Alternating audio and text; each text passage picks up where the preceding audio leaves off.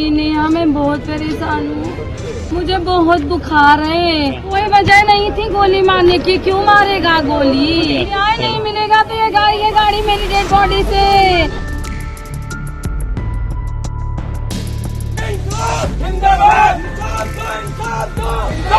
जिस बेटे ने देश की रक्षा करते हुए वर्दी पहनी, आज उसी की मौत पर परिवार सवाल उठा रहा है। मणिपुर में तैनात सीआरपीएफ की 112वीं बटालियन के जवान विनीत कुमार सिंह सिकरवार के पार्थिव शरीर को जब लखनऊ से हरदोई ले जाया जा रहा था, तब उनकी पत्नी और परिजनों ने बुद्धेश्वर में हाईवे जाम कर दिया। पत्नी का आरोप है कि उनके पति से बुखार और पैर में दर्द होने के बावजूद जबरन ड्यूटी कराई जा रही थी। साथ ही उन्होंने जवान की मौत को लेकर भी कई सवाल उठाए और निष्पक्ष जांच के साथ दोबारा पोस्टमार्टम कराने की भी मांग की है। हालांकि ये आरोप परिजनों की ओर से लगाए गए हैं और मामले में आधिकारिक जांच की प्रक्रिया आगे बढ़ रही है। दरअसल ये घटना शुक्रवार तड़के करीब 3:15 की है। मणिपुर में तैनात सीआरपीएफ की 112वीं बटालियन के 37 वर्षीय जवान विनीत कुमार सिंह सिकरवार का पार्थिव शरीर विमान से अमौसी एयरपोर्ट लाया गया था।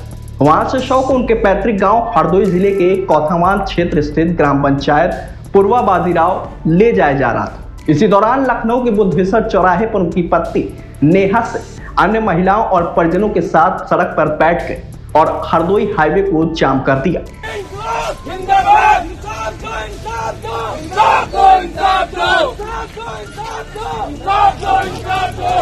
करीब 2 घंटे तक चले इस प्रदर्शन के कारण बुद्धेश्वर चौराहे और आसपास के मार्गों पर लंबा जाम लग गया। पत्नी नेहा सिंह का आरोप है कि विनीत पिछले 3-4 दिनों से बुखार और पैर दर्द से जूझ रहे थे। उनके मुताबिक विनीत ने फोन पर बताया था कि तबीयत खराब होने के बावजूद उन्हें छुट्टी नहीं मिल रही थी और लगातार ड्यूटी कराई जा रही थी।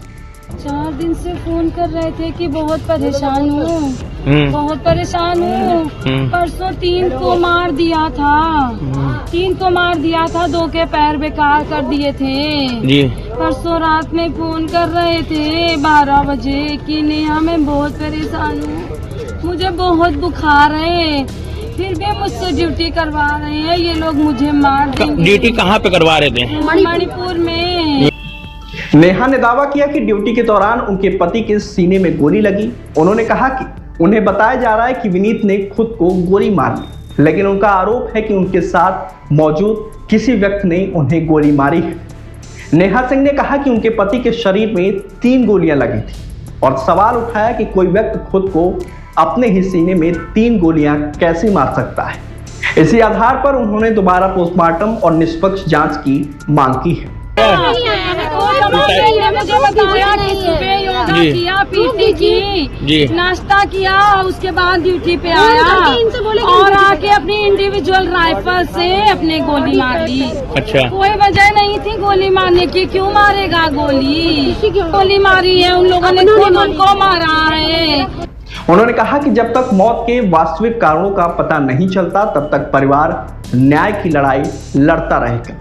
प्रदर्शन के दौरान नेहा सिंह ने कहा कि वह मणिपुर तक जाकर न्याय की मांग करेंगी और कमांडेंट के खिलाफ कार्रवाई कराकर उन्हें बर्खास्त कराने का भी प्रयास करेंगी।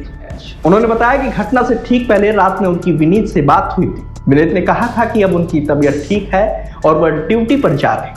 तड़के उन्हें फोन करके सिर्फ इतना बताया गया कि विनीत को चोट लगी है, लेकिन पूरी जानकारी नहीं दी गई।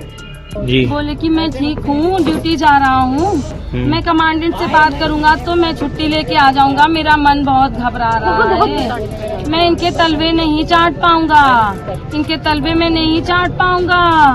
मैंने बोला ठीक है। 8:30 बजे हॉस्पिटल से फोन आया, कहने लगे उसके चोट लग गई है, उसके गोली लगी है। बस फोन काट दिया। फिर मैं फोन करती रही, फोन नहीं उठा। 3 मिनट 4 मिनट बाद फोन करके बताया कि नहीं है, वो कर ली, नहीं कर सकते थे भैया, न्याय नहीं मिलेगा तो ये गाड़ी मेरी डेड बॉडी से होके गुजरेगी भैया। वही प्रदर्शन की सूचना मिलते ही एडीसीपी, एसीपी काकोरी समेत पारा, काकोरी और आसपास के कई थानों की पुलिस फोर्स मौके पर पहुंच गई। अधिकारियों ने परिजनों से बातचीत कर उन्हें समझाया। करीब 2 घंटे बाद पुलिस अधिकारियों के आश्वासन पर परिजन शांत हुए और हाईवे से जाम को खाली कर दिया। जिसके बाद पार्थिव शरीर को हरदोई के लिए रवाना किया गया। विनीत कुमार सिंह सिकरवार की मौत से उनके पैतृक गांव पूर्वा बाजीराव समेत पूरे क्षेत्र में शोक की लहर है। ग्रामीणों और स्थानीय लोगों ने उन्हें श्रद्धांजलि अर्पित करते हुए घटना की निष्पक्ष जांच और यदि किसी स्तर पर कोई जिम्मेदारी तय होती है तो नियमानुसार कार्रवाई की मांग की है। फिलहाल परिजनों द्वारा लगाए गए आरोपों की जांच की जानी बाकी है और आधिकारिक जांच के बाद ही मौत के कारणों की स्पष्ट तस्वीर सामने आएगी।